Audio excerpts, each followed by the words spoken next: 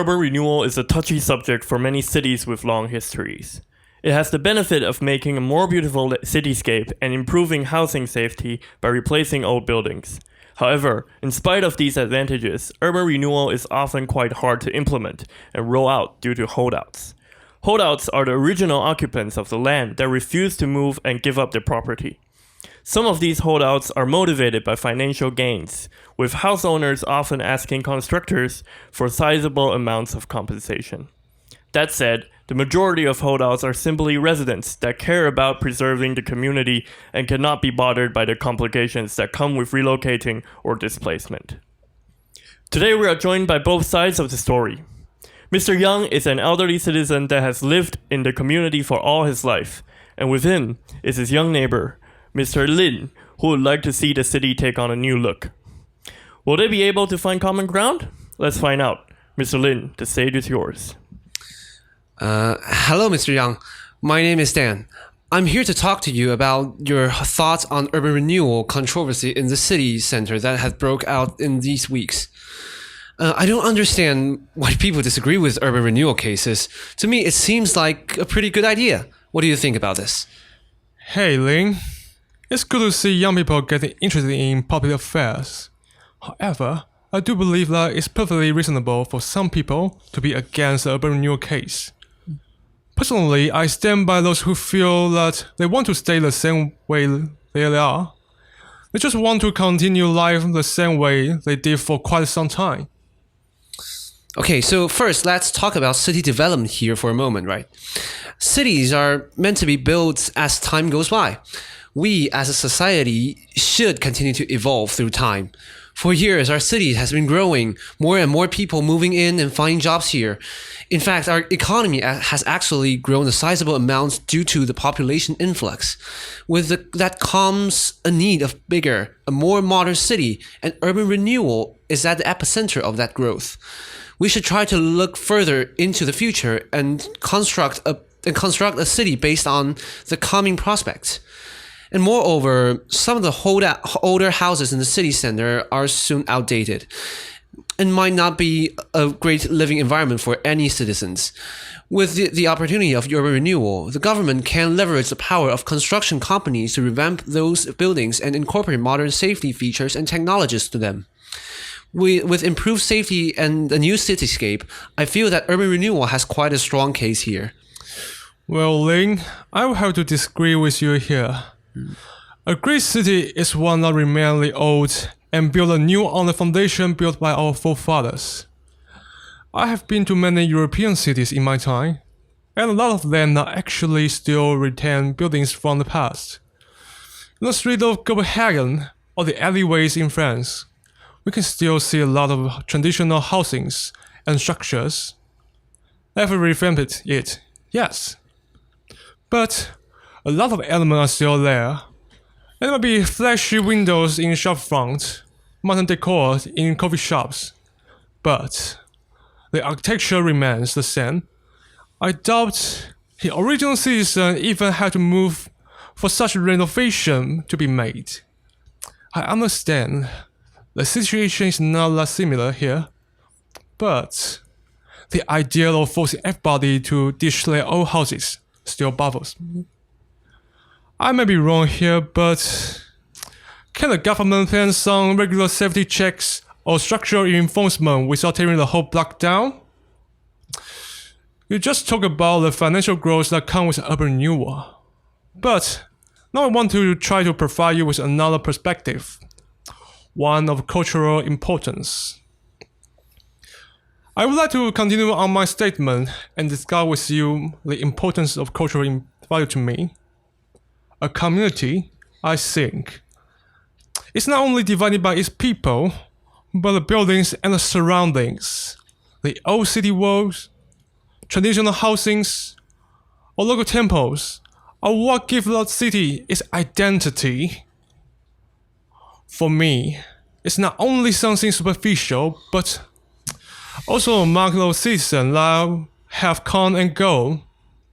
It's what separates our city from dozens of others, and I do believe there's value in preserving the original community.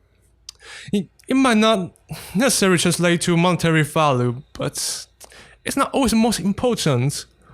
I have lived here for all of my life, and I fully understand why some people would hate to leave their original property behind. I would hate to do it myself. That is certainly something to think about, Mr. Young. However, I think lots of cities have actually gone through complete renewals as well. Throughout history, our city also went through changes of its own. When there is a change, there's always something that remains, and that is the citizen of our city. Generation after generation, we carry that identity with us. And though I think tradition and history are very important, definitely, but they are not sacred. Through modern architectural advancement, we can preserve the buildings of cultural importance, but reorganize the rest. Old houses are poorly maintained, don't belong in a museum. Rather, they would be making the way of the housing of new generation. I understand that you would hate to leave your house for a lifetime, but it is not without benefits. Just think about it as this. You will still living in the same neighborhood, you'll keep the same address, the same street, but you can also catch a glimpse of the future and witness the evolution of the city. And moreover, what is in your memory can never be taken away by anyone. I understand where you are coming from, but it takes a lot to change my mind. Let's talk about something else for the moment here. I have been thinking about the Southern Urban Renewal case in the city center, and I think something fishy might be going on. Somehow the big contractor are interested in previously low-priced neighborhoods, and I think the local government might have something to do with it. It's certainly a big project, and the urban renewal case would be a significant achievement for the current administration. On the other hand, will the contractor gain a considerable amount of profit from this case? I think corporates might be teaming up with the government, and for a citizen, it raises one question of fairness. Is urban renewal as good as we think? Or it's just a marketing ploy that involves preying on defenseless, hardworking individuals like us? It certainly seems that way, Mr. Young. But to me, money makes the world go around. I am willing to believe that government is looking out for our citizens, and teaming up with these corporations is merely a way of facilitating the renewal. In recent years, there are a few successful urban renewal cases, and they all involve lots of public hearings. So I think if we be careful, we actually could see through the ploys and only accept those terms if they were fair. And furthermore, urban renewal often brings along the rise of housing prices. Citizens, therefore, would have better financial securities over all community would be invigorated by the renewal cases. I would also argue that there is no free lunch. It would be hard for any kind of progress to be made in modern society just without any kind of monetary exchange. It might be pessimistic to think that way, but urban renewal case often requires lots of investment. So it's contractors take the risk, and we may all share the benefits. Well, Lin, you might be right. But I have one final concern. If our community goes through urban renewal case, there will be quite a few residents that are displaced. During the construction, we had to find a place to stay by ourselves, and it's not always easy. Even if we find a place to stay, the elderly and the underprivileged are the most affected. I hate to put it in this way, but they may not even survive the massive change in their lifestyle, let alone the destruction of their home. Under the current law and regulations, if 80% of the residents agree to the urban renewal case, the case will automatically go through. I take issue with this rule. I don't believe the right of residency can be decided by public vote. I hate to say it, but actually here, I do think you have the point, Mr. Young. However, I think when it comes to both safety and finance, the whole community has to bear the results of any kind of decision. We should not delay safety reinforcement or city growth just because 20% of citizens are not willing to sacrifice for the greater good. It is certainly circumstantial, but I believe sometimes it is actually the selfishness of some that hinder the progress of all of our communities. I think we can agree to disagree.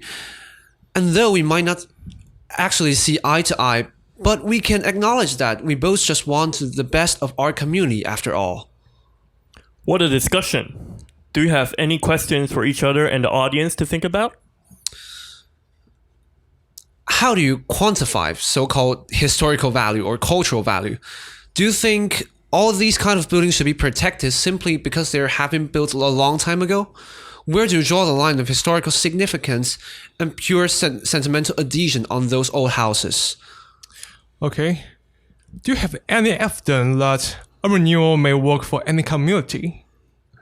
Is there a way to make sure all residents involved are treated fairly and taken good care of? Is there a better way than simply the majority vote? Urban renewal is essential for the long-term development of a city, and if it is implemented successfully, a win-win situation may be achieved. However, urban renewal often develops into a deadlock between holdouts, developers, and the government.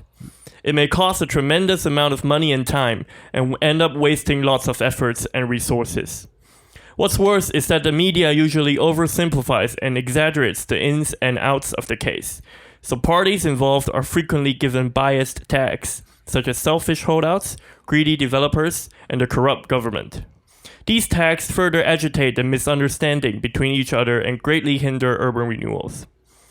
In 2019, the Legislative Yuan in Taiwan passed the 9th edition of urban renewal regulations to try and fix these problems.